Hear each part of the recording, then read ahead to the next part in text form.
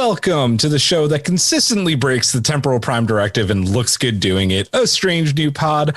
I am your captain and host, Julian Brown, alongside my co-hosts and my trusty bridge crew, the one-man Enterprise fan club, Rear Admiral Eric, the Boar Queen of Puns, Ensign Brittany, our resident Patrick Stewart body double, Lieutenant Hawk, and the mother of whales, inventor of the self-stealing stem bullet, but still doesn't know what they actually do, holder of Harry Kim's missing rank pip, the constable of constables, and the purveyor of Voyager shuttlecrafts, Ensign Erin. Glory to you and your houses. Poor Harry Kim. Yes, as Erin said before, I look like I'm sitting cross-legged in front of Michael. It's like, hi. I like you. It's a massage train. Oh god. I wish. I'm so stressed. Okay. I'm trying to get the chat up right now, so forgive me if we haven't. You have to go to Twitch for the chat. It's so I have to do it on Twitch now. Okay. So let me start off with our Twitch. Yeah, do that while I get organized. Mm-hmm. So was it this week or last week? This week? We became affiliate. Yeah, this past week we became affiliate on Twitch, and that is a status of its own self. It means that we have gained enough followers that we can get support from our fans that are out there, those you people who are out there watching us. So you'll notice down here somewhere, there's a little subscribe button. And basically, there are 3 different tiers. This is very much like Patreon, where you can subscribe to tier 1 for a month or 2 months or 3 months. There's a number associated with that. And with each tier, we're going to have specific Twitch-related rewards. Speaking of, we just got a notification about something, which I can't see. Oh, it was Brittany. It's me. I subscribed. Yay!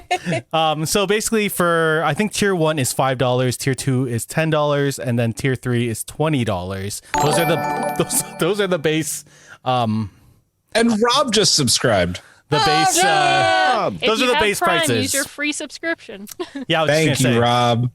And for every Prime person who associates their Prime account with their Twitch account, you get a free Prime subscription every month. And basically, that's a free sub for anyone you want on Twitch.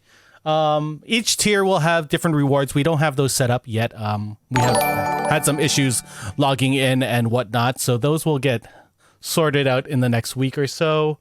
There is a couple other things we have to abide by now. There are a lot more rules that we have to follow. No nudity, so you can't see this shirt come off anymore. Sorry, guys. I know. Also, there's. I gotta put the guns away. No, the guns can always stay up.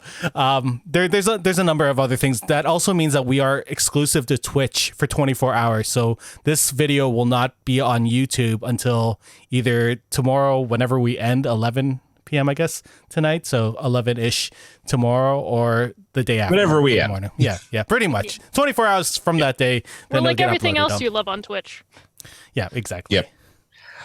So we appreciate you guys helping us get to Twitch affiliate, which is awesome. We've been trying to get there for a while, and it's going to be a fun ride. As always, thanks to Sam Dillard and Samo Studios for taking us to the final frontier and beyond, week in, week out, with our awesome intro and outro music. We have go ahead, Eric. One more thing. I noticed that because a number of people have subbed right now, we're on a hype train, and that means more.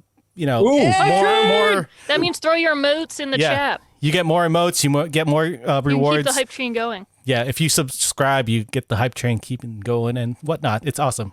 Julian, sing the taco song. It's raining tacos. Yeah. I don't know the rest. I just know it's raining. I prefer when it's raining subs. Hallelujah. I do like raining subs. Yes. So, all right, guys. Eric, thank you for that awesome explanation, because I wouldn't have been able to do it.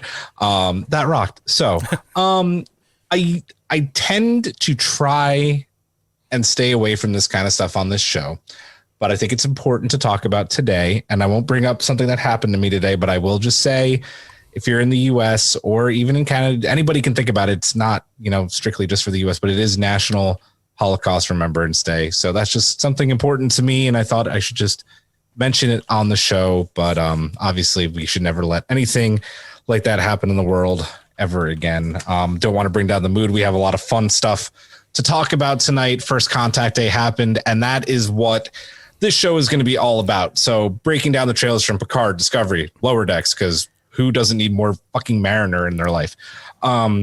Yeah. So our bridge crew, so everyone here is going to kind of said, hey, I love this show. I'm going to take this section. We're going to do this as a kind of, full on team effort. And we're going to do that. So really excited. And everybody's going to be on the con. Eric already talked about Twitch. So before we do that, hey, Eric, how can people support our show? Oh, I didn't realize I was doing this, but we do have. I just saw the Twitch part in our outline. I was like, shit, I can write that out. So to support our show, you can either subscribe here on Twitch, or you can go over to our awesome Patreon, which is at patreon.com/a strange new pod.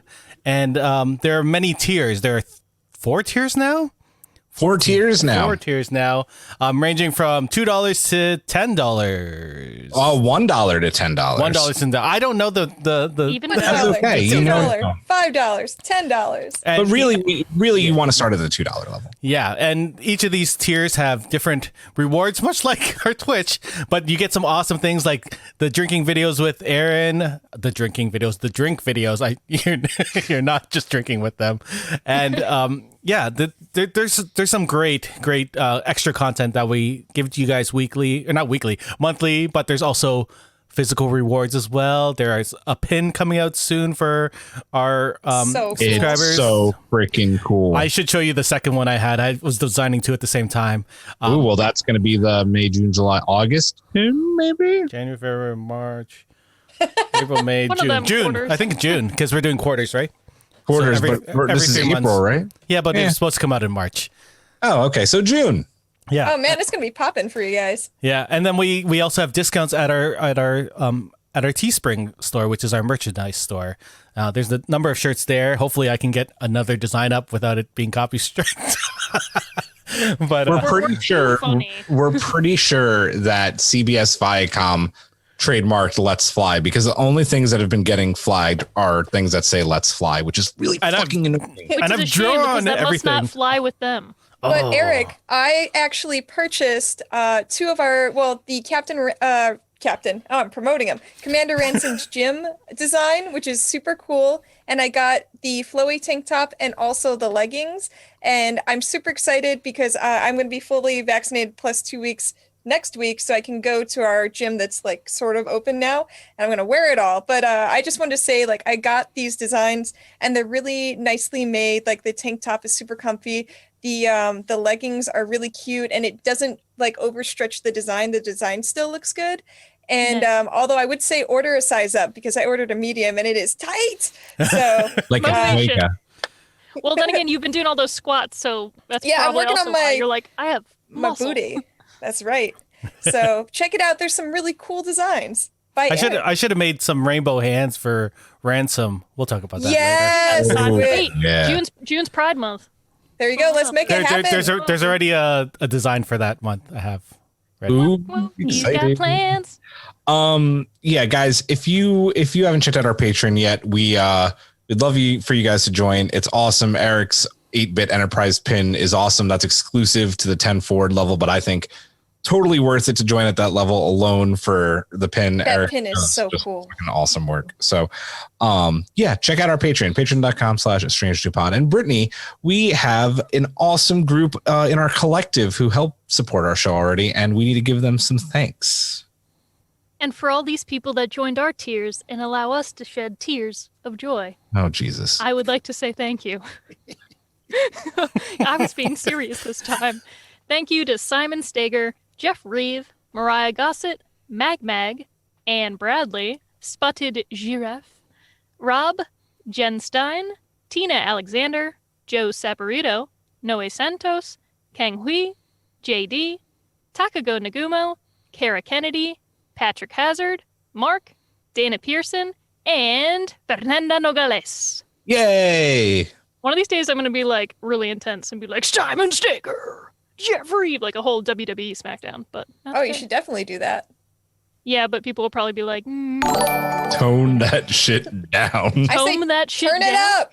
Oh boy! Hey, we got another subscriber. Takako just subscribed to Tier 1. Yay! Thank you. Thank you. People are already requesting a vocal tones emote. Oh wait, no, that's that was Eric. But I mean, I like it's made. It's just waiting. Right? It's just waiting. I love it. We just need enough subscribers.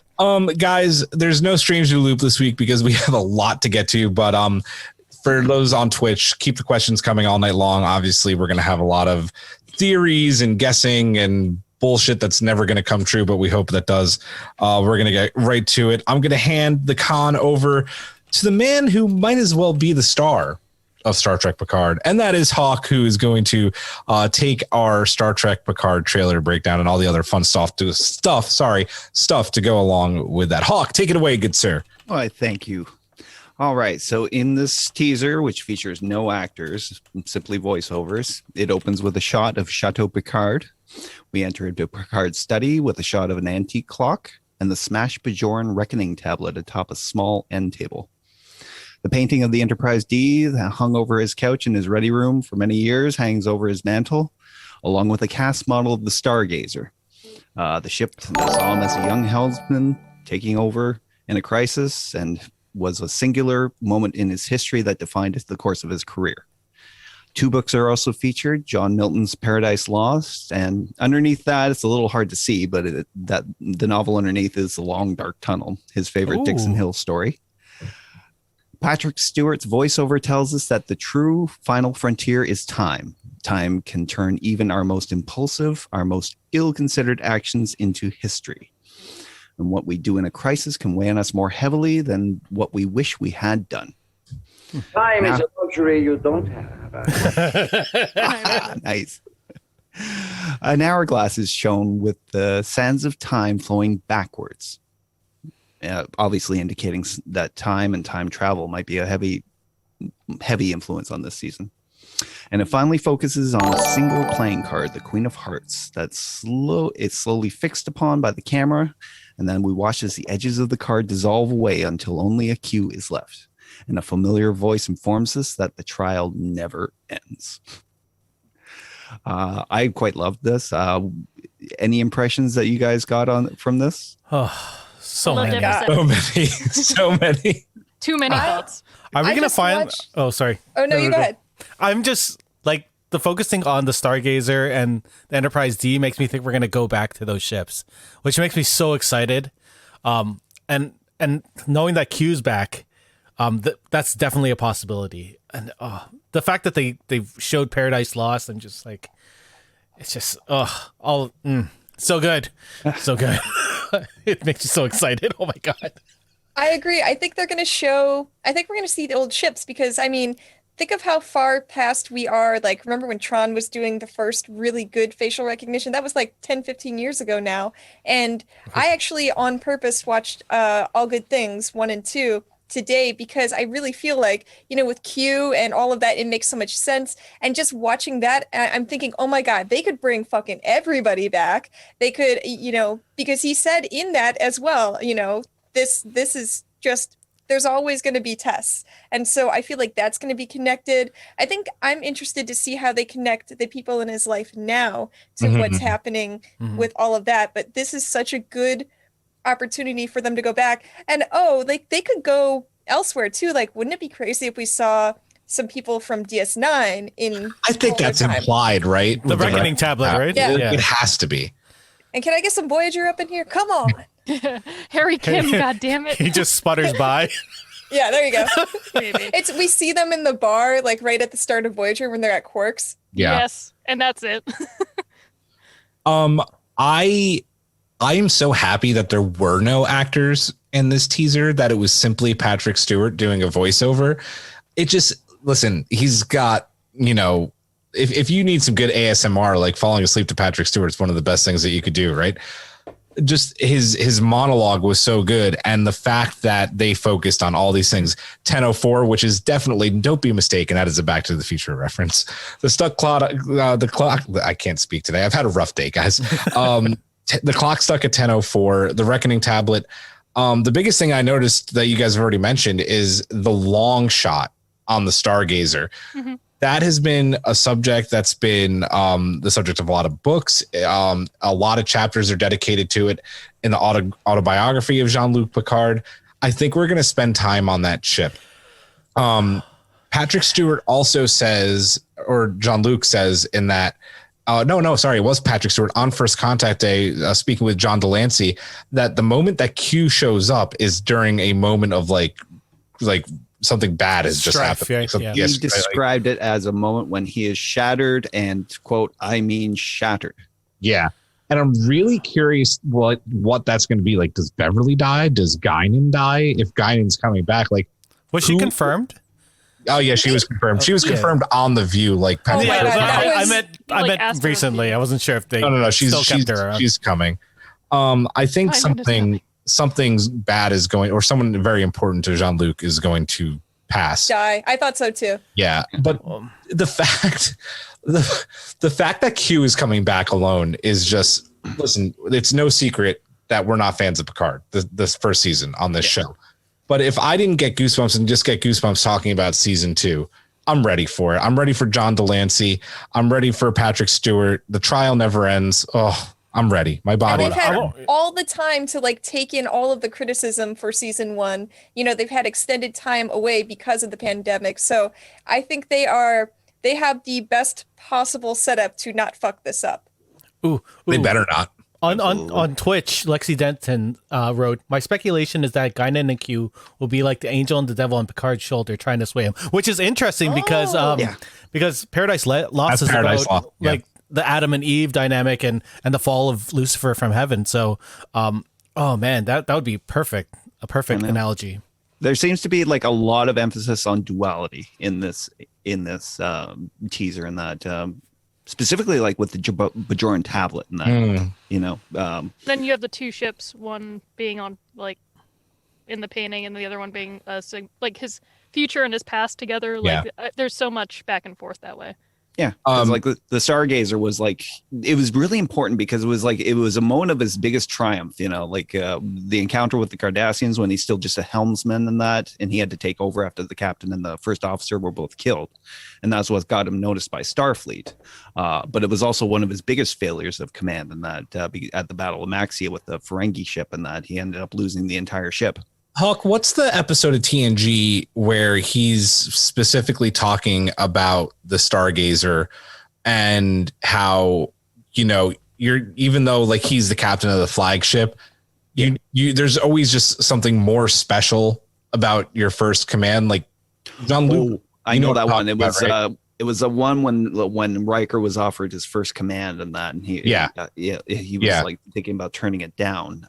That was the one with Riker's father. Yes. Yeah. I don't remember the name of the episode, but that is just, I mean, that ship is super special to him, and we only get a couple of episodes that really focus on it. So what a great return that would be. Yeah, absolutely. Yeah, I think that if they do go to the past with it, I don't necessarily think they're going to de-age the characters. I think if they go to the past, it's still going to be like, we're going to see Jean-Luc as he is now, because you wouldn't have a show with Patrick Stewart in it and then de-age him or like cast somebody else to do it. So maybe everybody else around you will be younger looking, but then the core characters will be themselves as how they are now, because it's all that sort of Q test thing. And that's what they did with Tapestry, and it worked perfectly. They didn't de-age him. They just used him at his age, even though he was in the past when Q showed up that time. So it'll work. Yeah, I think Tapestry, actually, I think that's going to be a very important episode for everyone to focus on before this new season drops. I just want to see Guinan so bad. Ever since he came on The View and was like, would you like to be on Picard? I was just like, let's go. Where's Guinan? I thought she was going to show up in the first season, but I was like, I was a fool. But seriously. Speaking of which, I am 3 episodes deep into The Stand right now, and she is fantastic on it. I have to watch that. Hope he's good and everything. Speaking of, if I don't get Beverly this season, I'm going to riot. That's that one of the questions I had. Careful in that, what you wish for. They focused on the Queen of Hearts and that, and somebody pointed out that was probably about Data, from the last season and that, but it's Queen of Hearts. It's got to be some. I think it's somebody Queen of more. His heart. Yeah, I'm going to toot my own horn here for a second. Yes, and say at the very beginning when Picard started, because it's been talked about now, like, oh my god, like when Data draws the 4 queens in the pilot episode, Q, I'm like. Yeah, I said that like literally the minute that he dropped those cards. I was like, oh, Q. Yeah, we're gonna get Q at some point. Yeah, I mean, I only tagged you in that so you could use the image for the podcast. I knew you already said that. no, But you're I like, wasn't. I wasn't calling you out. I was just so happy that I was somewhat right about something for once because I'm not usually right about my predictions. Hey, welcome to the wrong club. That's me. On I Twitch, would we have have never been there. on Twitch we have just Rob saying, "Yo, I've said it lots. I want Beverly back and 20 years bitter at Picard because he bailed on the Romulan rescue effort and she had to do it all by herself on the USS Pasteur." Ooh, yeah, yep. Beverly back. I dig it. And it's all about them coming back together. Although One she final dies. journey. Oh, goosebumps. Can't wait. Yeah. Loved it. True Enterprise is the friends you make along the way. All Any right, where are final- we headed to? Yeah, I think we're going to be heading off to Eric. Any final thoughts? Any predictions about why that tablet is there? Like, what is the connection to Profits. DS9? Profits. It's like Profit. profits and profits. The only other prediction I think I'll make, because one, I think fans are pissed off at it. I think we're all pissed off at it, and it would be a really easy way to retcon it. Fans are predicting that Q is going to snap Picard into being a real boy again, and I think that's going to happen. I really do. Listen, that was What do you mean? probably, as in he's dead. John He's Luke is robot. dead. Remember, he's an android now, Oh, yeah. Okay. which still I can't like. It makes me want to gag. He's a mandroid, first of all.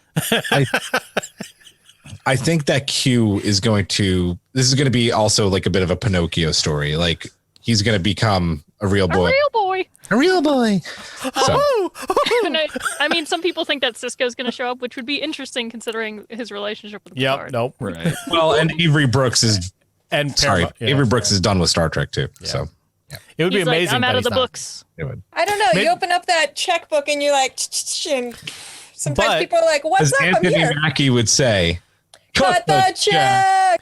That was my, oh my God, that's my Well, favorite fucking I like thing how ever. fans think it's a very good idea. "Is this Very the nice. right Probably button?" not. We'll find out. This might be the wrong button. Shut up, Oh, Wesley. there it is. Hey, Wesley, But the Prophets can I love him. show up as anyone, so maybe we get Jake back. Like I would be fine with him instead of Avery Brooks. You know who I'd like to see? I'd like to see Will fucking Wheaton back on Star Yes. Trek. He's worked his ass off. He's hosting shit. He's the best. And I want to see Will Wheaton back on Star Trek. Let's find out what he was with the Traveler. Showed up for a wedding that we didn't really get to see him. Tell us where you've been, Wesley.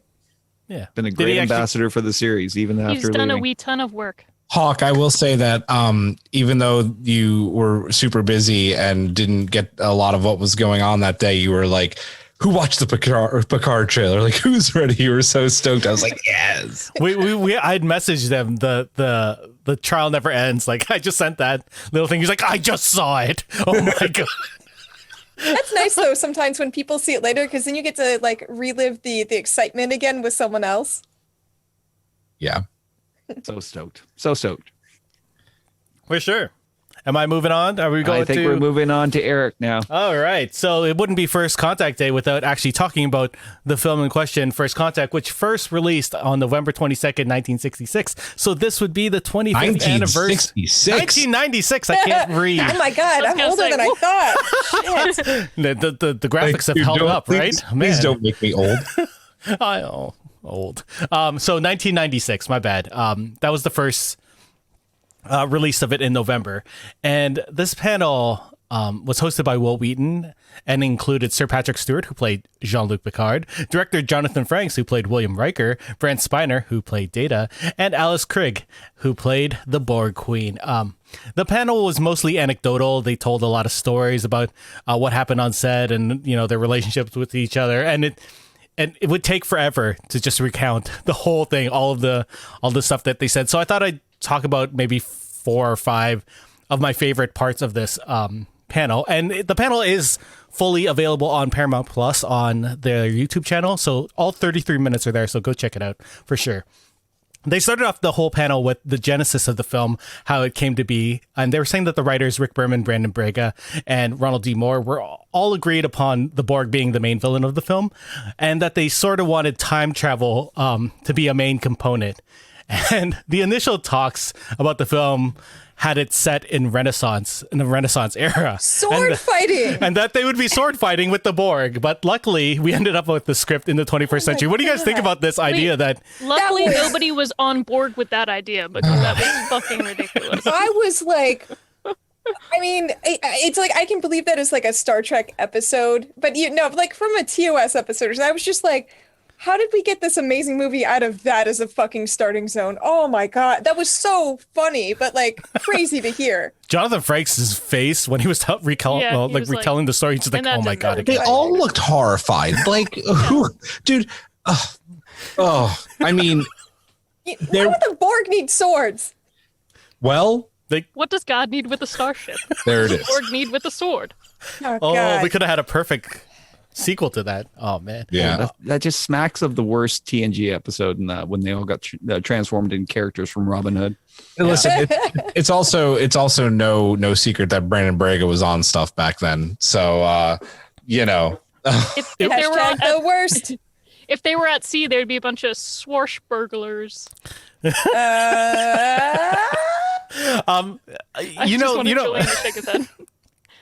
was Ron D. Moore who's just like, no, we're not doing that. We're not going in the Renaissance era. We're going where it's way more authentic. For once, less is Ron D. Moore. Yeah. That man is a patron saint, by the way. To everything, to sci-fi and everything. I'm going to move on to my second. Son and the Holy Starbuck. What? Yes. We write that down in the shirt list. I'm flexing for Katie. Got it. The second point I'm going to do is so when they were trying to figure out who was going to be oh no, wait, I jumped ahead. So Sir Patrick Stewart talks about the first time we see Picard in this film, and he really, in this whole film, it's the first time he really confronts and deals with the trauma of being assimilated with the Borg, and that this theme ended up continuing in Picard, and a lot of his choices in Picard were informed by this film because that trauma was still being played out.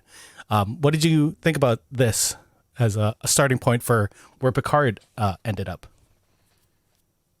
I mean, in that movie, I think that it's such a good choice for the movie because it's something that they're able to communicate to the audience like right away at the very start of the movie. You get it. And, like I watched it with my friend Allie on the other pod, and she's never seen any TNG. Like all she saw was like the first season of Lower Decks, and she understood it right away. So I think it was a really smart way to make this movie accessible to everybody. And I thought for the character, it makes you really care for him. And the whole movie is just following his journey and, him. I mean, obviously he's trying to deal with this problem, but he's also like dealing with his own psychological stuff. And I think it's really relatable, and it's not like, I mean, it's sci-fi, but like all the sci-fi stuff around it isn't what the story's about. It's about his relationship with the Borg. Mm-hmm. Well, yeah. Oh, go ahead, Hawk. I think with First Contact, in the stages of grief and that we saw like the sadness, like with him with the episode TNG episode Family, and that this stage of grief was just anger, throughout the episode. That focused rage he had, and just wanting to defeat them, to beat them back. And I think the movie was an awesome exploration of that phase of grief, of just being so angry you were blinded. Broken little ships.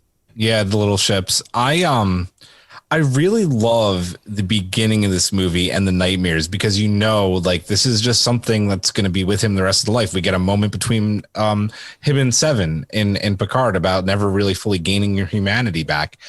And the fact that whether it's true, it's with a true connection still to the Borg because he has all these implants in him still, or it's just that feeling after you've been through some kind of trauma that you just know. So when the Admiral calls him and he's like, we've just gotten word, and he just interrupts him, he's like, yes, I know, the Borg. And you just know he's going to really go through some shit in this movie, and he's going to have to face his demons all over again.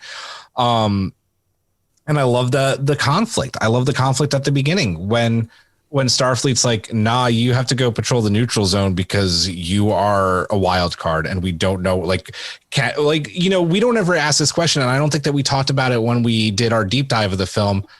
Could Jean-Luc potentially have been reactivated by the Borg somehow? I mean, that's a question that Starfleet has to ask. There's a lot of variables. I think I was defending Jean-Luc more on our Discord channel a few days ago, saying, no, they should have just let him go. But the more you think about it, like, this dude has been, assimilated and assaulted by Starfleet's biggest adversary. Putting him on the sidelines maybe wasn't the worst idea. Of course, things got bad enough where he's like, fuck this, I'm out. Like, let's go save the day. Yeah. But the fact that he has to face that all aboard the Enterprise is just great. And it's great writing. I mean, we talk about Ron Moore. I mean, the dude's a genius. Yeah. So. Not only that, like, not only could he have been reassimilated, but there was a chance that he could have gone off the deep end, right? Yeah. Just dealing with all this anger that he had. And luckily we had Lily be the heart of this film and bring him back from that edge. And they actually talk a little bit about her on set. I didn't write that down in my notes, but it's actually a really good little story that they said. Yeah. Just real quick, going on Twitch, Lexi brings up a great point.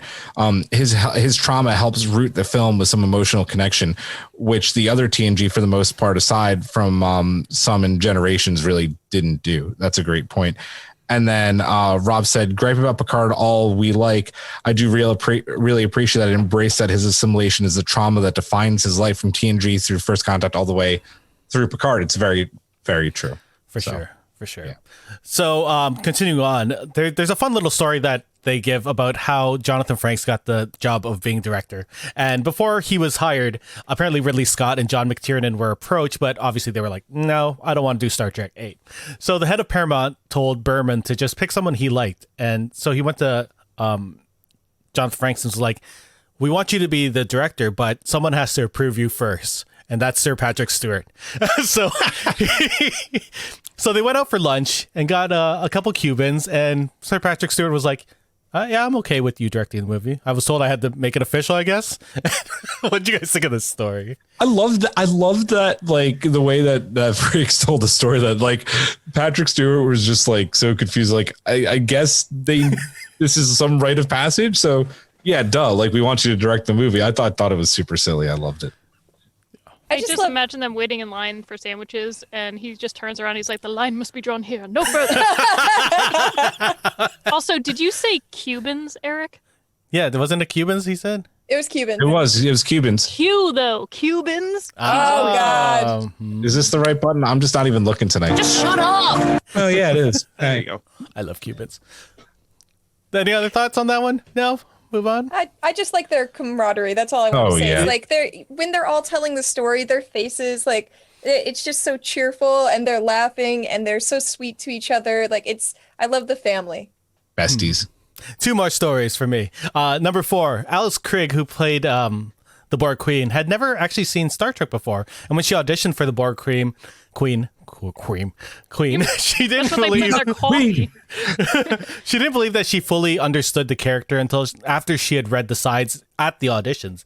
So believing that she had screwed up the audition, she drove to the nearest payphone. Remember, this is before cell phones, and called up her agent to ask her. Well, hold on, Eric. It wasn't before cell phones. They were just like, they were so expensive. That was they were a suitcase full. She did say she watched a bunch of episodes though with like a friend or something. Yeah, that was after. That was afterwards. Oh, okay, gotcha. So she drove, called her agent, was like, I need to re-audition. So after that call, she didn't hear from them. So she just assumed that she didn't get the part. But 3 weeks later, her agent called her and was like, yeah, you can go back. And, that's when she was offered the role of the Borg Queen. And then Jonathan Frakes is like, yeah, that's a really funny story because we saw your first audition and you were like our top choice. And she was like, what? Which begs the question, why did they let her re-audition? They should have been like, oh, the part's... I think they said it wasn't a re-audition, it was like the next round, because even if people say yes, there's a whole nother room of assholes who have to agree, so... Yeah, exactly. Everybody has to be on Borg. Very nice. What I love about this story is you get the horror story version of this, right, where someone's not familiar with Star Trek, and I don't even remember his name because it's worthless to remember, who directed Nemesis, who is not familiar with the franchise and treated the entire cast like shit. And we know how people mostly feel about that movie. This is the good side of that, right? Where you have Alice Krige, who was not familiar with the franchise, but is now the standard bearer for like badass evil Borg. She is the Borg queen, and she's synonymous. Yeah, she's the queen. Like, she's synonymous with this film. And I think she loves being a part of the franchise. She came, I hope I'm not spoiling this for you, Brittany, but a different actress plays the Borg queen in Voyager, but then I guess you haven't was good. I'll keep what I'm going to say. You probably can already say it. I'm almost done. So Alice Krieg does return to play the Borg queen. Yes, she's wonderful. For the Voyager finale. The other woman was good, but if you can get her, you get her. Exactly. Well, yeah. Alice Krieg is great. Watch the OA. I knew that shit. She's done great horror work. She's a really good horror actress. Like, she was in Silent Hill, and she was terrifying. Yeah, God, I can't watch that stuff. It scares the hell out of me. She was in Silent Hill. I was just remembered that. Thank you. Sorry. No, it's just like. Susanna Thompson was the second Borg queen. She played another queen. She played Moira Queen on Arrow. Hell yeah. Thank you, Rob. Yes. The director of Nemesis was Stuart Baird, Fuck that guy. Who also directed Executive Decision and U.S. Marshals, those classics. Anyway, else. Let's move on to my final story, and this is the story of Two Takes Frakes. Two Takes Frakes. I wasn't sure if I wanted to do the Data story or this Jonathan Frakes one, but this is the better this one. Yeah. So apparently, during the filming of First Contact, Jonathan Frakes earned the nickname Two Takes Frakes, not because he worked fast on film, but rather because he liked this first take of a shot and said to print it and move on because he thought it was great, obviously. But the line producer whispered to him, like, when you're doing a movie, you have to print at least 2 takes. So Jonathan Frakes quoted the dolly grip by saying, if it's so great, why not print the first take twice? And the producer was like, it doesn't work that way. I love that. That was so funny. So they're joking that Two Takes Franks is still around. Like, they still call him that even in his movie work and his TV work. But it's also because he does 2 takes every single time. And more interestingly now, because of COVID, you have to do 2 takes, he was saying, because for safety, just in case. And you can't really go back and refilm things because of safety protocols. Yeah. What a good story. He was ahead of his time, really. He was. I love that, man. Yeah. And I don't know if there's anything more to say about that. That's just a fun little story. I do have one more thing to say. If he ever had to take more than 2 takes, oh my God, then the frakes would be raised. Give me warp. 3 takes, 3 frakes. What? 5, 6, 7, 8. Yeah. So like I said earlier, there was a lot of other amazing stories. Brent Spiner talked about his stunt jumping down the missile silo, and they talk about being super afraid of heights. Which, by the way, is the worst effect in the film. Like, everything else holds up, but it's funny that they talked about that and that they had a guy do it in the real thing. Like, I get it if you could tell it wasn't him. But man, I wish they would go back and cut that footage in and just digitally put his face on it, because it's like the motion doesn't. You can see it slowing down, and you're like, oh, that's a wire for sure. Yeah, that's the only thing in the film that doesn't hold up, and it didn't on the day either. The tiny ships didn't hold up either; they broke pretty quick. This movie is 25 years old, and the CG and the practical effects hold up better than anything Lucas did during the prequel trilogy. This movie will stand up in another 25 years. It is a classic. There's a reason that it is one of the, if not the best Star Trek movie. Which is funny because John Knoll did the. Tell people I'm older than this movie. Oh. I don't By how many years? Months? Doesn't matter, Aaron. It was like 5 months old when this came out. You were like an embryo. I was old enough to have seen it. Wait, you were born in 95? I was 2. You were 2. You're 2. I did not see it. That's I don't what know. That's around the age I was already seeing things. I was 2 when I saw Return to Jedi. Memory of it. Britt, don't worry, you're not alone. You're not alone. Lexi was 2 as well. So thank you, Lexi. Always got my back. The last thing that they wanted to say is that there's a really good story about how they don't cut funny bits from Star Trek because funny is money. And definitely watch the full 33-minute panel. It's on YouTube. Go watch that panel, and also we're probably going to talk more about the trailer, but watch just the whole trailer about Second Contact and comedy and Trek in general, because you guys, they watch the panels. They're watching our show right now. They watch the damn some people may not have. Some people didn't. I know people who didn't get a chance to watch them. Go back right now and watch 8 hours straight of content. Yes. Content. Oh boy. Content. I'm content to continue this discussion. Back to Julian. Hey, it's me. I decided to take Discovery because I love Discovery, and we are going to break down the season 4 trailer and speculate and be wrong about everything we're probably going to say. But that is the fun of the Strange New Pod. We are always wrong, except for me. Except for when we're always right. Except for when you were right about season 3. Right about everything. I was wrong all the time. I was like, you guys are crazy. I feel like we're only right because there's so many of us and we all throw out these theories and one of us is bound to be correct. Yeah, by the way, Aaron, we're correct. How's Giorgio doing? I mean, listen, I'm okay with being wrong. And I said it during it. I was like, all right, I was wrong. I feel like My Way would have been also a good story, but I got all the feels when she left. The first thing I want to ask, guys, is were we expecting a trailer this big? I was expecting a Picard-sized teaser. I was not expecting this. I know they've been filming for a while, but I mean, I was stoked. This was exciting to get a full-length trailer. I was expecting super exciting. I sort of expected it. I don't know why.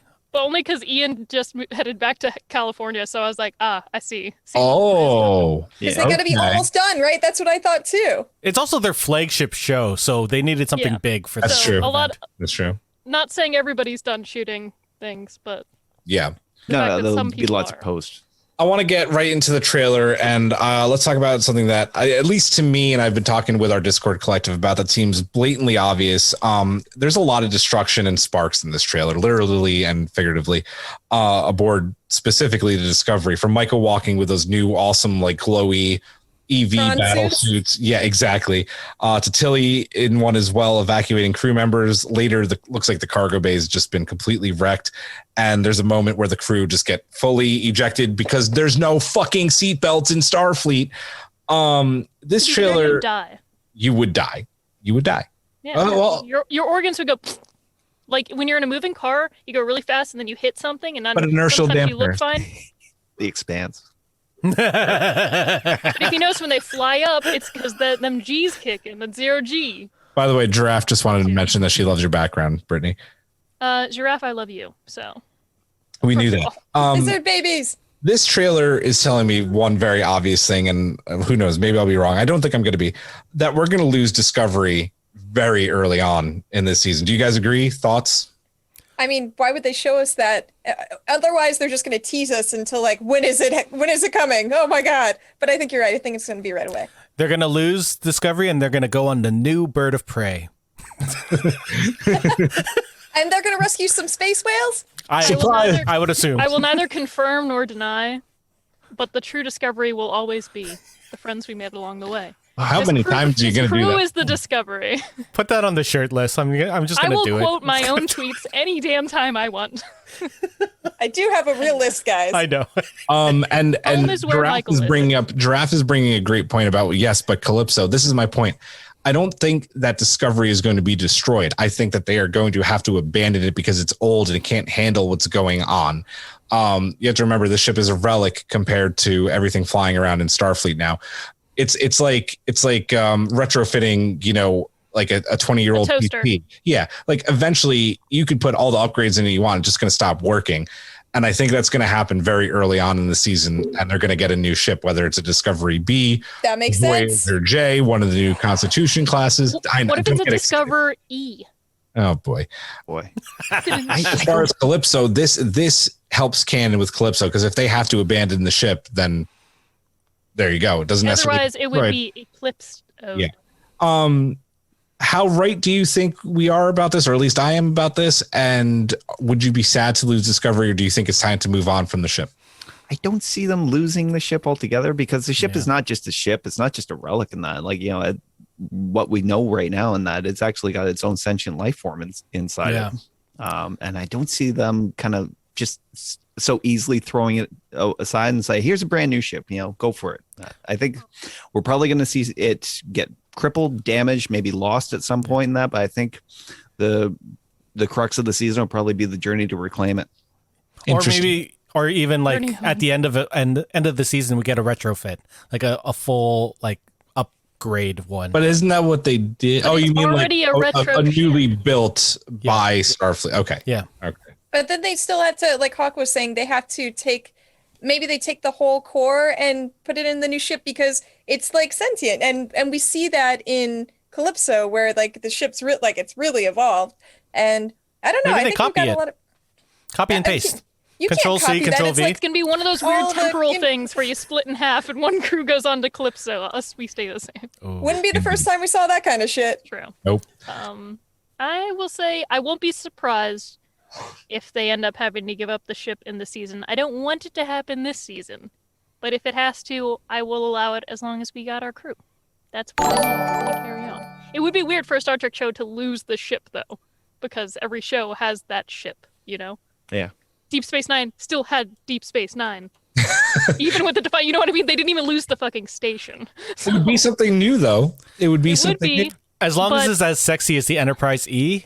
Yeah. Oh, yeah, please. We'll see. I wouldn't even mind if they got one of those awesome Eisenberg class starships, like the Nog. What if after Discovery ends as a show, they do that thing where, you know, Michael's just standing there and she's like, okay, ship, we had a good run. Yeehaw, go off into the sunset. Do you're a sentient life form, be free. And like, that's why it goes off on its own. It's just like, They do it Harry and the Henderson style now. Where it's like, go away. the nacelles are just like, go Nessie, go nacelles. One of the other big talking points of the trailer is the updated uniforms, which have gone back to that awesome TNG color-coded style. We have red command, yellow security and engineering, and blue science. Medical, meanwhile, are getting to keep those awesome fancy whites now with a kind of weird black strip down, but we won't talk about that. What do we think about the upgrade? Because I know that I was a fan of the grays at the end. All the rank seems a little unnecessary, but I like how they look. But I also really like how these colors look as well. I have a theory. I like the colors. I don't like the fit. I think that's my biggest problem with it is they don't look like they fit well. And I know that's not, you know, I'm not trying to talk about people's bodies, but just overall, I don't like the fit. But I think the color change is better and more interesting. So I'm assuming, I think someone, probably Julian, you said we were thinking the grays are probably the more formal. Well, like I Vance, was thinking. Yeah, Vance is still wearing the grays in that trailer. So yeah, but he's like the top dog. That guy always wears it. Plus, And he's I agree. boring and he works in the Apple store. We know. Yeah. So great. I feel It's like too much rank. We're in space. We need color. I feel like because of the shoulders, this is the formal dress, and this is like their initial like diplomatic mission, and then that's when all the shit happens. Like I feel like they're in their dress maybe. formals first, and then we get different outfits as we go along. That's my theory. interesting. It's a good theory. I like it. I mean, isn't it kind of a fact that any trailers that we usually see on TV, it's like the first like 1 or 2 episodes? Yeah. So, any other thoughts on the uniforms? It's been like one of the hottest topics on our Instagram and Twitter. I like the uniforms. And I even was okay with the uniforms at the end of last season. I was like, oh, a fancy change. I still loved their original ones. So I'm like, you didn't have to take them away, but I'll allow it because in the future, they gotta adapt. They gotta overcome. I do like the colors because I missed some color, like as opposed to like the gray with like the stripe that was the color. But I do feel like one specifically is going to be like the formal look and the other one's going to be like the normal look. Yeah. I feel like the grays are like the formal one that they're just putting away. But we'll see. I like the color coding. I'm a visual person. I need my colors and that. Yeah. As far as the fit, somebody took up the subject on Twitter and that, and they posted a caption of Michael in the red and that, and Next to Kirk, right? Yeah, next to Kirk and that with the Voyage Home. It's such just a better look, right? Like that's like the look. That's I think almost everybody's favorite Starfleet uniform. I don't want to burst Eric's bubble here, but I think this is a sign of where we're leading with these uniforms because Gersha Phillips actually talked about it during the Making First Contacts panel, saying how they didn't really realize until after filming was done and the end of the season that the grays blended in with the bridge. Damn it. So that's why they went to color. I missed that panel. And Spotted Giraffe brought that up as well. So, the colors are probably here to stay, which isn't a bad thing. Regardless, they did a great job, though. They did. I'm going to let you have that pun because it worked. I wonder even if the cut is just their formal thing. I love the colors, but it seems so formal, just the way it looks. They said, I think, I don't know if it was in the interview or if it was after, but they said part of the technique is to make it look like it's sort of like floating on the body. And that might be, part of it seeming futuristic. But I think my issue with that is the effect is like even look at with Brittany, you can see it's just so wrinkled all the way down while she's sitting, and not you look great. And you look fucking great. you look like you're Starbuck about to go kick some ass. Do you like but how immediately I was like, oh my God. I'm so But wrinkly. I just think that the way it sits isn't great. I'm looking at this from a cosplay perspective, and but let's see where it goes. And at the end of the day, I don't give a shit about that. I care about the show. So There you go. For sure. This woman behind me is gorgeous than anything. So that's She is. It's true. Mm-hmm. But who knows? We might see different things happen. Either way, I trust Gersha to do the best. Gersha's the fucking queen. Yeah. In season 3, we see a lot Admiral Vance mention the Federation president, like I think in every episode he's in, but we never see or meet them, which led us to think that maybe like David Cronenberg's character is the president. Harry Kim.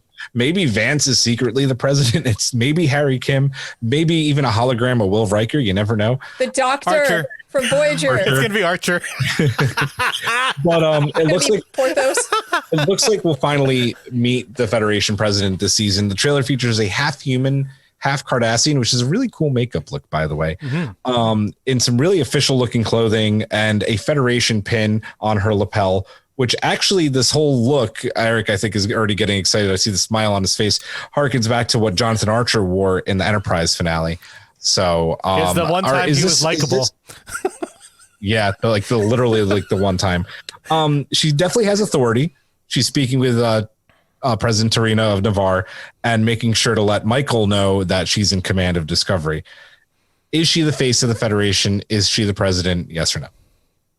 Maybe. Yes. I would love it to be, because I like the look, but I wonder if she's just like a diplomat to Navarre. Will we ever find out the face of the Federation in the future? It's Maybe the next face of season Bo. on Discovery. Oh my God, could you imagine? Plays Toxic by Britney Spears. I hope they do a left turn and cast David Lynch, and he turns out to be the president. Oh, could you imagine? She's really the VP. That would be weird. I'm very solely convinced that this is the president. I think that's a good call. I feel like they need to give us one, or else we're going to keep speculating forever. And Lexi says a Cardassian Federation president would be very fascinating. Seeing everything that we've seen in DS9 with the Cardassians. It would be Cardassinating. Oh boy. Oh, boy. Giraffe also agrees. Yes. She is. So, Giraffe. any other thoughts on our half human, half Cardassian friend? Because we also see, I'm really happy that we're going to see more of President Tarina. I loved her character She's in wonderful. the little we got to see of her in Unification Part 3. So, and it looks like we're going to be on Navarre, which is cool. They talked about this a little bit during like special effects. They're using what they used for the Mandalorian with the virtual room. Yeah, like Yeah. virtual room. sets. Yeah, And they built it's- one of those up here. Yeah. It's crazy. So it's really exciting. So we also have promotions this season. Detmer is also sporting a brand new implant, which makes her look. Oh, she's got her eyebrow back. She doesn't have as much scarring. She's now a lieutenant commander. Tilly is now a lieutenant junior grade, so she has officially got a faster promotion than Harry Kim. If you don't count Poor Harry. the 1,000-year gap. And then we also get confirmation of what we thought during the finale. We talked about this a little bit of last season. Adir's rank has seemingly been carried over from the Earth Defense Force to a Starfleet commission of ensign. And it looks like she's also taking over for Michael as Discovery Science Officer, which is really cool. Makes All sense. good promotions. well. Yeah. Makes sense. I just want to know, are her and Detmer, did they both get a little jump here? I want to know I think about it was my just space Detmer. gays that are driving the ship. I ship it so hard. I want it to happen. It's going to happen. It's going to happen. It's already Everybody happening, to be fair. The Yeah. threads are there. True. But these are good promotions. Yes, like Tilly, after everything she endured, deserved that bump in rank. Yeah. Yes. Yes. Let's talk about the Saru in the room, because we see Brittany's That's rude. He's a squid person, not an elephant. we see him on Kaminar, and he's sporting a very fancy outfit. Is he now an ambassador? Is he Ambassador Kaminar? Because that's what we were all thinking at the end of season 3. Yeah. Gotta be. I think so. Yeah. It seems his route.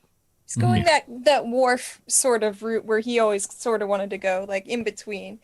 And it's so hard for him to leave his people, and he gets to see them more in their prime. So I'm curious to see how this is an evolution for him, because we really got to see how he rose through and changed and became this amazing leader. And that he's still a main character. So how that's going to intersect with the Discovery crew. Yeah. Yep. We've seen him evolve once. We've seen him evolve twice. We'll see him evolve a third time. I feel like he's going to have to come back to the ship at some point. That he's just too necessary to the crew. We do see him on the ship. He's wearing a red command uniform, but he also has what I'm going to guess a pin or is something. his ambassador pin. The question is he still a captain? Are there going to be two captains on Discovery, which would make a little bit of a power vacuum like Spock and Kirk aboard the Enterprise? I don't think that he will be, but it's an interesting. He's not really vying for the chair, right? No, he's not. No, he's in a different play. There's a lot of shadow play between him and Spock. Like Spock is an ambassador to his people, right? Like there's a lot of play there that they can do. I love it. It's great. Indeed. Nobody puts Dougie in a corner. Doug Jones is still here, shining bright, just in a better position. Finally, the big bad of this season. We had a lot of guesses on what this season might look like, from Discovery being a dilithium train to continuing on with possibly the Emerald Chain. No looks at the Emerald Chain in this. There's not really any bad guys in this trailer, but the big bad something seems to be this kind of potential natural disaster in space. Stamets, who looks really good in the blue, by the way, really good. It says this gravitational anomaly is 5 light years in diameter, which if you think about light years, it's pretty big. It's fucking insane. And that it can hit anytime, anywhere. What do we think about this? Because there's some worry that this could end up being like another burn. Or do you think this is something refreshing? I think that the people who write the show, I would like to believe that they've come up with enough like refreshing, interesting things that I don't think they would just do a recycled plot from the previous season, especially given that there was like the pandemic and they could have easily been like, we have nothing. We're just going to say, oh, due to the pandemic, we got to keep writing. I think they have something and they're setting it up to make it seem like it's going to be a super simple thing and then it's going to get discovered. You know how it is. Where you're just like, oh, Spock's my brother. But then there's this crazy stuff that's happening. So I think it's cool that it's more natural in this season, maybe. Because last season it was caused by a baby. We just just blow my brains out, please. I literally not bothered by it. So bothered by it. Still. It feels like but sort of. Then again, you watch the Snyder Cut and Superman did the same shit. But his death rattle made boxes that are older than him react on Earth. But he's a superhero, immortal god. Brittany's gonna scream at me. His death rattle, his scream, which was cooler than a Kryptonian scream. Save it for the Superman podcast. I'm just saying, if you can't say you don't get the burn when it's literally the same premise they used in Snyder Cut. It's the exact same thing. A superior being screaming who has this reactive thing to this specific sort of element caused the reaction to happen. Nope. Same thing. Wrong. Nope. No, break it down to its simplest aspects. Fucking Spock it up. Don't forget, everything broken down to its simplest things must be the truth. Like, sorry. Go ahead. I say, don't forget, dilithium is apparently, theorized to exist in 4 dimensions and that. So the burn still makes sense to me. This new one. Sorry. This thing 5 light years in diameter and can hit anytime and anywhere in that suggests something sentient to me. So yeah, I don't think they're recycling a natural disaster in that. I think they might be tackling something huge. Yeah, but if they start and it's like 33 minutes. Oh, could you imagine? You know what I mean? They're saying like it could happen anytime and anywhere. What if they go straight up? Maybe that's why the ship keeps falling apart. Like, oh my god.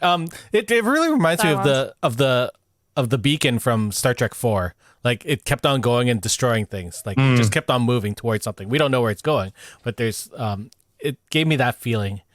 What if it's the Borg? Dude, I'm ready for the Borg and Disco. I've been thinking about that because we haven't heard anything about them, and the Disco crew wouldn't know shit about them. Like, what I mean, are the they would Borg read. like? I'm sure they had them read a bunch of logs of what's happened the past 1,000 years. Who knows, right? Well, I mean, they haven't They've had had like time. a personal experience because there's something about like people telling you something, and then like everyone who Fair. experienced the Borg, what are they like 1,000 years in the future? And they're like hooked up in or they started in the Delta Quadrant, and now we have like bases and shit in the Delta Quadrant. So, or sort of did. Well, we'll find out. But I mean, what's up with the Borg? It sounds like we expanded pretty far before the burn. We shall see. Before we move on, we have a quick question from Twitch. Lexi asked, do you think that this could be Saru's last season on Discovery? No. Or No. Doug Jones, to be fair? Nah, No. they're smart. They'll keep him. I could see how, but I feel like if he was going to leave the show, that it would have been like last season. Yeah. But now he's there. He's an ambassador. You This have to thing's kill him to going get rid of 7 him. seasons. We know it is. They have to. And a It's the movie. Star Trek law. And a movie or Not 3. for Enterprise. Yeah, that's okay. Yeah, well, that's Enterprise. I have a question. So in Star Trek, all of Star Trek happens in our galaxy, right? Like Yep. the 4 quadrants Milky are our Way, galaxy. yeah. Do you think at this point in Star Trek they've gone past that? No. No. Just because of how much of a bitch it is just to get to like the edge of the Delta Quadrant. Yeah. And like, yeah, I'm going to say no, but I could be wrong. Well, what if maybe this something thing from comes somewhere else comes here? A long time ago in a galaxy far, Oh, God. far away. Or it's going to be like Battlestar. Yeah, Lexi said this to Yuzon Vong, which I understood that reference. Well done. Anything else? Did I miss anything for the Disco Season 4 trailer? I think We're you forgot to excited. mention that the Queen was in this trailer. Oh, yeah. Yeah, Queen. correct. She's a queen. What else needs to be said? She's a fucking... Oh, Can we I put was a like picture Michael Burnham? of the Borg queen holding, Daniqua? The Queen. grudge? Yeah, the queen, the queen with the queen. we are Queen. getting Season 4 of Disco this year, which is exciting. Crazy. Can't wait. I'm going to hand this over to the mother of whales who has all the details on the quick but awesome 30-second teaser trailer of Lower Decks, as well as the animated Janeway from Star Trek Prodigy. Got all the animated stuff. You guys, I was so ready. Once we got that first trailer with Disco, I was like, oh shit, it's happening. But the Lower Decks trailer, I was really excited about. So like you said, it was 30 seconds long. They didn't give us a whole lot. And the biggest thing about it seems to be that Boimler's still over on the Titan. And, the crew, we've seen the whole little Lower Decks crew. We see that Rutherford still has a new implant, which I thought was interesting because there's been a lot of discussion about why he had it in the first place.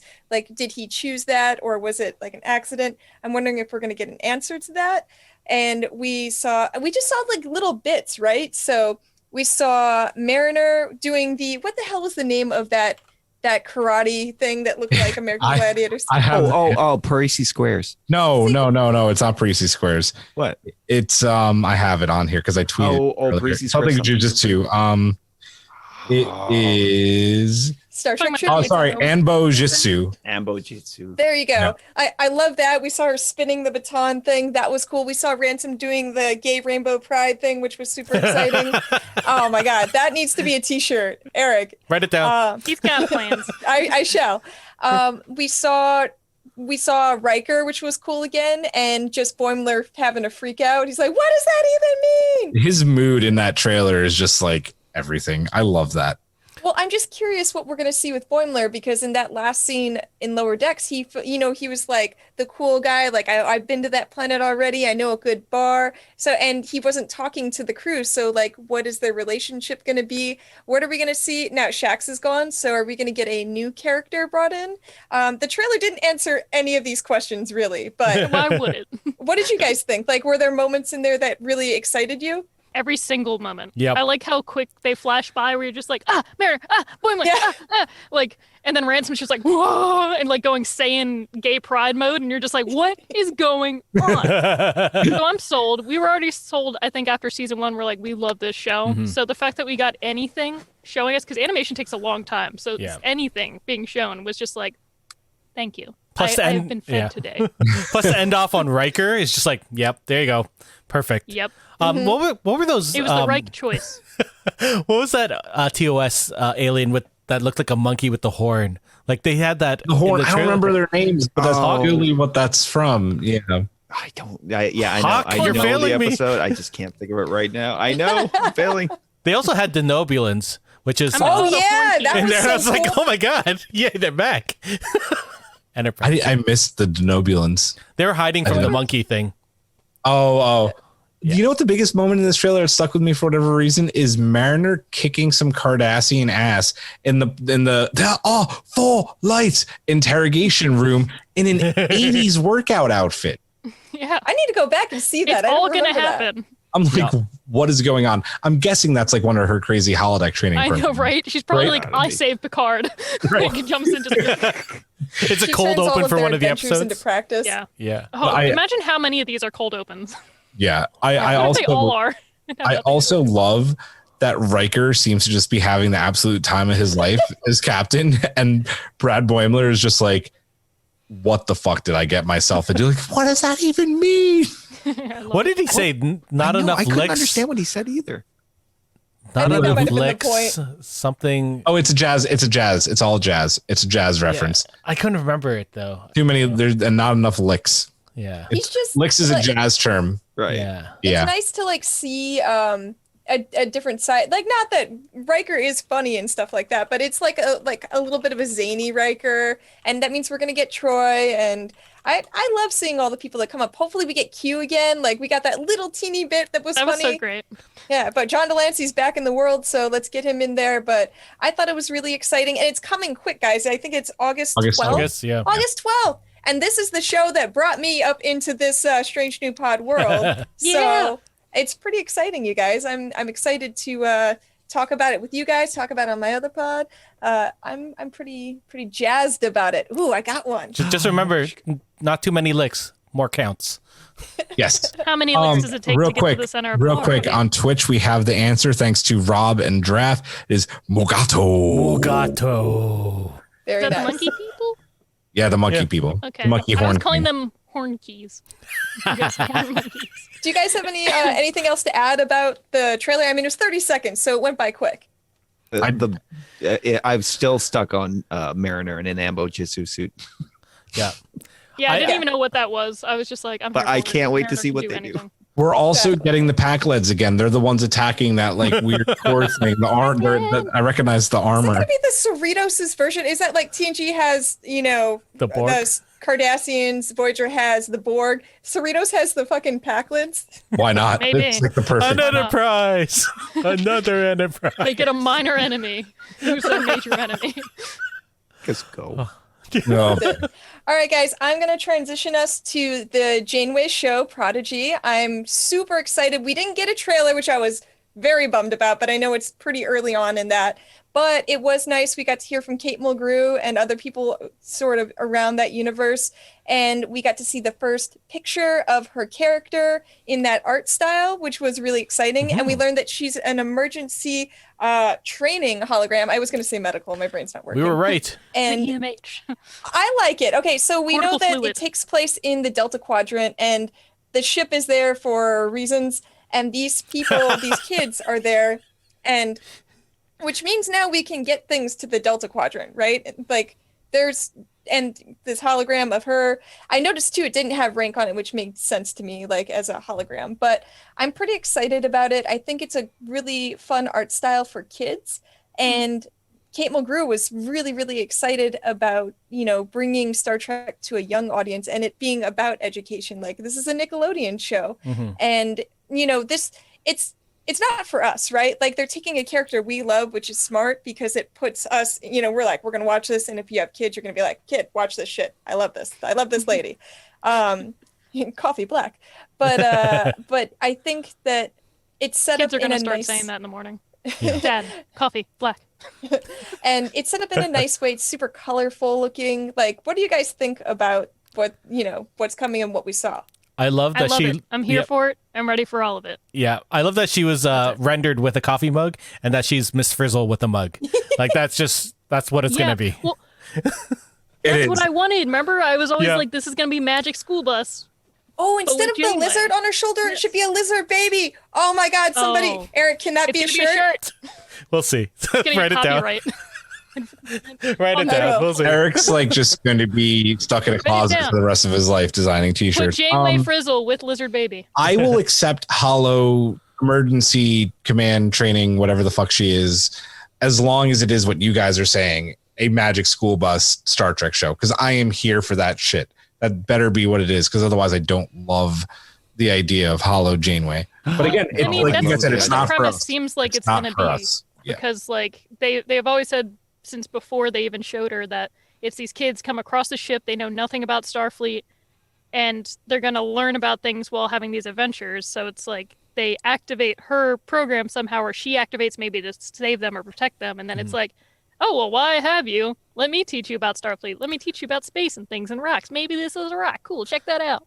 Yeah. And it gives her, the characters, their own agency, too, because she's the hologram and she can guide them and teach them, but ultimately they have to make the decision. And I think maybe that's another reason why she didn't have the pips. It's a way of saying, you know, this is something that can help you, but ultimately you are the decision makers. And as a kid watching that, I think that's exciting. Like that's where you put yourself in those shoes and you're like, oh, that could be me. Lexi has a really great sorry, go ahead, Eric. Oh no, I was just saying I wonder how this ship got to the Delta Quadrant, because aren't they coming back from the Delta Quadrant at this time?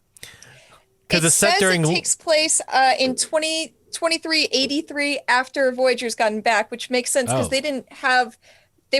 I don't think they had that technology to do. Well, they did, yeah. They can make people holograms like that, but they probably were like, just in case anybody gets stuck again, I'm sending myself out as an emergency program. They're going to have to tell us how we are getting ships to the Delta Quadrant now. Yeah. It's interesting. Yeah. Lexi wrote, I really like the concept of the premise. These young kids who have no idea what the Federation is and being mentored and told these grand stories. It's like Obi-Wan giving Luke the lightsaber. Yeah. Oh, I love that. Yeah. But it's Miss Frizzle instead. Hopefully they won't put a phaser at their faces like Luke did with lightsaber. What about Hulk? What do you think? I love the whole concept. I was wondering how they bring Janeway into this and that, and this is perfect. I mean, like, it kind of mirrors her as, you know, from Voyager and that, you know, she's the hologram doctor now. What I'm wondering is if she's just there for technical schematics, education and that, or is she more of a learning hologram like the doctor was in Voyager? Learning. I think she is, because she's called the emergency training. Right? Training. Yeah, emergency training hologram. So I think that's going to be her purpose. But yeah, I wonder if she gets an emitter. That'd be cool. She can go on adventures with them. I wonder if it's one of... Sorry, go Hawk. Oh, yeah, it opens up so many possibilities for storytelling for, you know, so she's not playing, she wouldn't have to just play a straightaway copy of Janeway in that, you know, this could be something else for her. Yeah, what if... They're going to travel planet. Teach kids. She's going to teach kids about gravity. They're going to come up on a black hole and she's going to be like, black holes are this. It's going to be like stuff from our real life, but also like some sprinkled in Star Trek. Also, coffee. Learn about Nebula coffee. There's coffee in that Nebula. I know, because we passed it before I came home. What if the ship was a leftover project that Harry, Kim, and Paris did? Probably. And that they just people think it's the shuttle. It's like the captain's got weird flying from the Voyager saucer section. That's the running theory. Which they never use that, which is crazy because they designed it into the show and everything. Yep. But anyway, that's a good take. They're saying the show is going to come later this year. What? Like, that is exciting. Like, when later this year? A leaked Nickelodeon tweet showed something like August. So I think we're actually going to get Prodigy before Lower Decks. Because dang, then where's my freaking It's going preview? on Paramount Plus first. So where's my preview? I think they're all going to be like it's going to be like how it was this year, where it was like 23 weeks straight of Trek. It's going to be the same thing. It's we're like gonna fucking Lower Decks, Prodigy, Discovery. That'd and be then amazing. It's like Picard, like all the animated series first, and then do we know how many episodes this is? Is it 13 or 24? Oh yeah, it's on Nickelodeon. I don't think they said. It probably won't be as long. I mean, who knows these days? But for Nickelodeon, those do tend to be longer. Like so Paw Patrol's like 24 episodes a season. So they seem like 400. Lower Decks, if they were doing more than 10 this year. Yeah, Lower Decks is still 10 episodes. Oh God, come on, give me 15. Oh, nope, 10 was so. It felt so. It was if good, it was 15, and it was would perfect. take them 8 months longer. Don't do it. I just want more, but yeah, I really enjoyed the panel. They. You know, obviously when there's nothing out and they didn't show us a preview, there's not much they can talk about. but just seeing her character and the reveal of her role in the show, I think helps a lot. And Brittany, like you say, Magic School Bus, I think that's such a brilliant thing to do. And what a cool way to like bring in a new generation of Trekkies, because I mean, Lower Decks is cool, but Julian, you say you watched it with your kids, right? But it's directed to us, right? Like this show is directed to the kids. I brought my laptop in watching an episode because it was on the first content day stuff. I was feeding Caleb lunch and he moved from his lunch plate into my chair to watch Lower Decks, and he's 2. So it makes sense. It's like colorful and fast, but at least this one will be geared towards him. Like this is going to be the perfect one. Yeah, exactly. Mm-hmm. Yeah. All right, guys. Anything else to add on not Lower Decks, Prodigy? Rob, did you on Twitch said that Prodigy was ordered for 10 episodes, 2 seasons of 10. Oh, sweet. There it is. Woo. Anybody? Anything else? Shall we move on? Let's go to Women in Motion with Brittany. I'm a woman in motion. Let's get this show rolling. So this one was probably like my favorite panel of the day, which is hard because they were all so amazing. But for those that don't know, the panel was named after the documentary that's coming out, Women in Motion, that's covering Nichelle Nichols, her whole entire like revamp of NASA's recruitment program, where basically she traveled across the nation, got the best and brightest recruited to NASA, which included trailblazing astronauts who became the first African American, Asian, and Latino men and women to fly in space. Obviously, the documentary, it looks amazing. You can see the trailer for that as well. And the panel was hosted by Mika Burton, who's the daughter of LeVar Burton. She does a bunch of like cosplay, TTRPG, and just she's hosting. Awesome. She does everything. So she's amazing. And then it also featured Star Trek Discovery's Sonequa Martin Green, Star Trek Picard's Michelle Hurd and Issa Briones, and Star Trek Lower Decks' Don Lewis, who played Captain Freeman. And they basically shared all these different stories, and they looked back at pretty much like Nichelle's legacy overall, how that's led to this legacy of strong female characters in Star Trek and sci-fi, and also the importance of not only representation in front of the screen, which Nichelle helped provide in her role, but also behind the camera, which is starting more now, and also what Uhura / Nichelle Nichols has meant to them. So each woman basically told either a story of meeting Nichelle for the first time or their interactions with her. I know in the case of Dawn Lewis, she's actually friends with Nichelle Nichols and has been for quite some time. So she shared pictures from like one of the first times she met her, and then mentioned how crazy it is to meet somebody that you idolize and look up to so much, but then they like get to know you as well, and it's crazy that they know about your life. And hearing all the different stories of how these women got to be where they are, and recognizing that Nichelle paved the way for all of them to be there. Even Issa Briones said that she didn't grow up like watching a lot of sci-fi, but now having been on Star Trek and having grown to like love this genre, even knowing that George Takei, for example, was on Star Trek and gave Asian representation to her, that was so important to her and her father growing up, even though she didn't watch Star Trek. So every woman in this panel just gave these amazing stories about representation, what it means to them, what it means to their families, and just all the amazing things that Nichelle Nichols is, and what Uhura did to change sci-fi in general, change culture, science, everything. So arguably, you can say that she's one of the most, I don't even know, important figures of our lifetime, I think, Nichelle Nichols is. So at the end of the panel, we actually already discussed it, but Sonequa then showed the trailer for season 4 Discovery, which was just an awesome, like, cherry on top of the sundae, because you basically were talking about how when she was on the red carpet, that's when she met Nichelle Nichols. So she was on the red carpet for season 1 of Discovery. Yeah.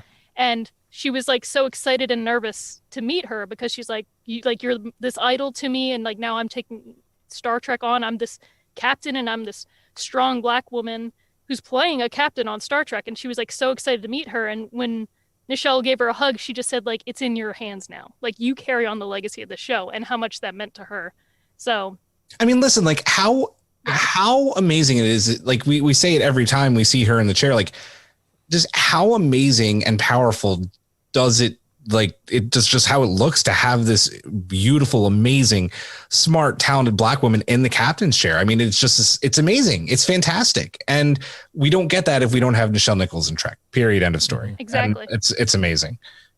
Every woman on the panel, all of their characters that they are, you wouldn't have any of them where they are now if not for her. And they all recognize that and they all shared that. And it's just really beautiful. If you have the time to go back and watch the panel, I don't think it's as long as the 25th anniversary one, but it's definitely worth the watch. It's so moving and just really profound in what you need to hear now. It's all about empowerment and representation. So if we have some time now, I know we're getting a little long on time, but if you guys want to share either what maybe Nichelle Nichols means to you or Uhura means to you as a character, or anything you think to add on her like legacy or impact. I know the documentary will go really deep on her work with NASA and just the science program in the US and her impact on the world, but do you have anything you want to share? I think it's so interesting when people say, I didn't really watch Star Trek and that, but they still know Uhura and they still know Nichelle Nichols and that. And I think that's just a testament to her impact and that, you know, she's a lexicon of pop culture and that. Yeah. And even if you never watched an episode of Star Trek, you probably still know her name and still know her character's name. Yeah, absolutely. Yeah. And being an 80s kid, it was such a seeing TOS, and it was already 30 years old at that point. Yeah. Like the representation on that show, seeing Nichelle and seeing George Takei on the show was so influential for me as a child, because growing up in the 80s, I don't think I recall anyone being colored on any of the shows I watched, except for maybe Miami Vice. That was it. Like, but just the diversity on that show and having Nichelle being such a strong character on there, seeing Sulu as such a strong character, it was very important to me as a child. Yeah. I mean, listen, at the end of the day, I'm just like a straight up white dude. So it definitely doesn't have as big as an impact on me, but the impact that I will say that it does is, I talked about this when we did our DS9 documentary episode with Avery Brooks. Like Avery Brooks was very important in my life because he was a strong father figure and I didn't have that. And it showed me that you could have something like that with his relationship with Jake. And again, without Nichelle Nichols being on TOS and being this very prominent figure, we don't get Avery Brooks as captain of DS9. We don't get Michael Burnham on Discovery. I mean, she's just so influential, even if it's on this fully direct impact that it definitely has on, other people. It still affects us all as Star Trek fans.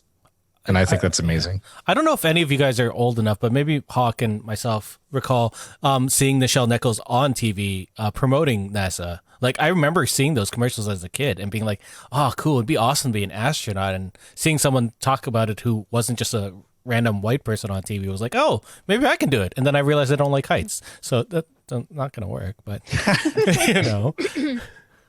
I think it's safe. Or sorry, go ahead, Eric. Oh, no, that was okay.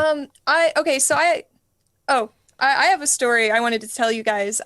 So I go to all these conventions and everything every year, and I've also I used to help produce events before, and one of them was a Power Rangers convention. And so I got to know a lot of the people just through working there, because there you go. I like that, Julian. I got to know a lot of the people from booking them and all of that. And one of them is Karen Ashley, who was the first Black-Yellow Power Ranger. And she told this story. I don't remember if she told it on a panel or told it to me, but she tells me this story that she was at an event. I don't remember what it was. And she went into the bathroom. And you know how it is, sometimes you'll go in there, you'll touch up your makeup, whatever. And Nichelle was there, and she was like, I think, touching up her makeup, but she was just having a little bit of a tough time with it. And Karen said she got to help her and like did all her makeup and adjusted her hair for her and everything. And she was just being giving, but she said that she had like a really nice conversation with her. And just, I'm not sure if she tells the story better. I'm not sure if they talked about the fact that Karen was in the role of being, for like my generation, because Power Rangers came out when I was 8 and I watched the hell out of that show. And for her, Karen became like an icon to little girls because she was, the first Black woman to be a Power Ranger. And she's still that person to a lot of people. And so she felt very connected to Nichelle because she saw, especially this is sort of a sci-fi thing, she wouldn't have been there without her. And it was like this really beautiful story. And then she said when Nichelle walked out, she was like, I just did Uhura's makeup. Like just she still had that reaction. But I love that they have that sweet connection, and it was such a good story. So it's sort of outside of Star Trek, but it's all connected, right? But it's not exactly. It is all connected. Even though it's outside of Star Trek, she influenced television and film because of her role on Star Trek. Everywhere, right? She influenced civil rights movement, yes, science program. Like as much as she did in the future in a fictional space, she did infinitely as much in a real space in our real world. She basically said, look what we're doing on Star Trek. Look how international our crew is. Look what we can do here. Where are my people back at home? Where is this happening now? I think it's safe to say that without Nichelle as Uhura, you could argue that Star Trek would not have the legacy it does now. Like without having the specific people that made TOS such like a change to what you were seeing on TV, it wouldn't have been, she almost left the role. And Martin Luther King said, no, you need to stay here and do this because what you're doing is important. Because she stayed, you then got more Star Trek series. You got Whoopi Goldberg, who decided to become an actress and be Guinan because she saw on TV for the first time a Black woman playing a character that was not a servant, an actual person. She was an amazing woman, like incredibly strong and intelligent, and run the show just as much as the men on the bridge and everybody else around her. So I don't know. I feel like without Nichelle, women across the board, and especially any women of color, would not be in the position they are, that they even have now in Hollywood. Not saying that it's perfect. It's definitely not. But definitely would not without her. And God, look at our science program. How long would we have had just... I mean, we still have a lot of white male astronauts, but how much longer would we had a lot of them for? It's true. So the world is better for having Nichelle in it, and that's just period. Yeah. If anyone hasn't heard the story of why Stacey Abrams went into politics, you should really check it out, because her story about how much Nichelle Nichols influenced her growing up is a beautiful story. Yeah. We're gonna talk about this a lot more come June when Woman in Motion comes out on Paramount Plus. I believe it's June 3rd. It already, I think, hit theaters, but we're going to cover it then when it comes out on Paramount Plus. So we're actually going to do a special podcast with Brittany and Spotted Giraffe and myself, and we're going to talk about it, and it's going to be pretty cool. We'll let you guys know when we're going to do it. I'm hoping we can do it that night, but we'll see. My body's ready. I have to calm myself down. Are your tear ducts ready, though? Oh, they're always ready. For Uhura, always ready. Set tears to stun.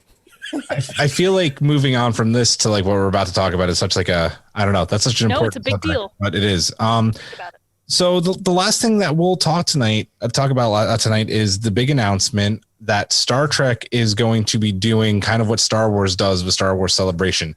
They are now starting their own official conventions, with the first one being in Chicago, April 8th through 10th, 2022. It is called Star Trek Mission Chicago. And I'm literally speaking for everyone here, and they can slap me later if I'm wrong, but we're all planning on being there. We're going to start preliminary talking this early about events that we're going to hold for our listeners, our patron collective, things to do around Chicago. I've been there. It's one of my favorite cities in the world. Aaron, you're from there? Yeah, well, I lived there for most of my childhood, but I'm thinking like special Patreon only convention pin. I'm thinking we do the pod. I think we do a live Drug Space 9. We're doing the live. Did you say Strange New Con? What? Oh, Strange New Con. Having our own convention, our virtual convention. Oh my God. Yes. Yeah. There's going to be some cosplay happening. Yeah, it's going to be a good time. We're going to, as soon as we get more information, we will start the planning, but we'll all be there. I've already signed it off with the wife. That's our wedding anniversary weekend. So she's coming, right? Of course.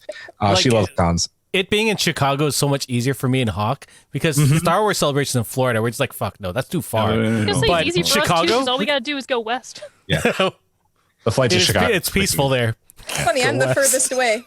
Yeah, love Chicago. Anyway, we'll have more information as we get it. We obviously know that Will Wheaton is the first person signed up to appear there. yeah, that's about it.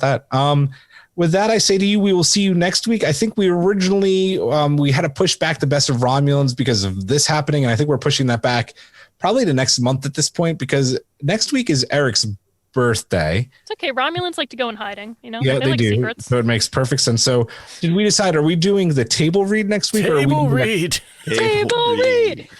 And what are we reading, Eric?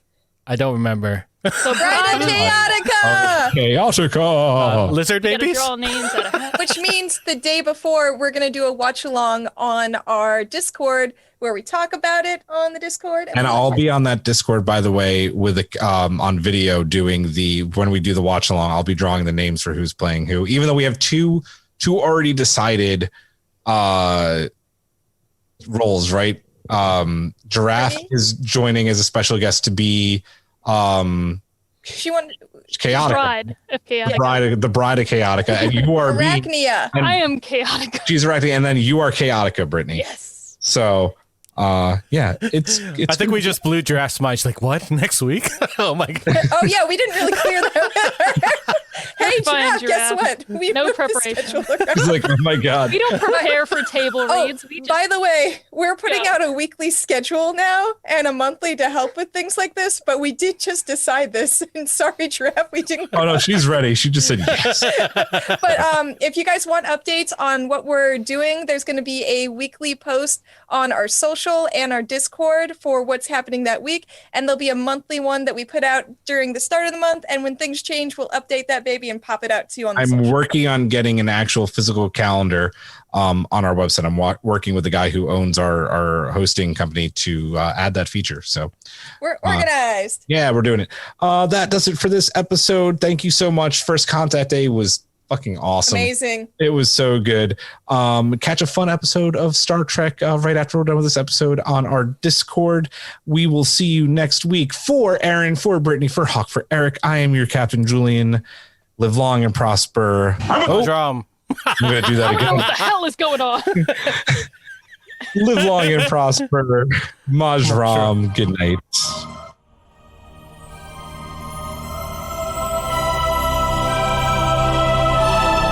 Thanks for beaming into our podcast today. If you want to keep the hailing frequencies open, you can subscribe on Apple and Google Podcasts, YouTube, and Spotify. Like what you hear? Put in a good word with Starfleet and leave us a 5-star review.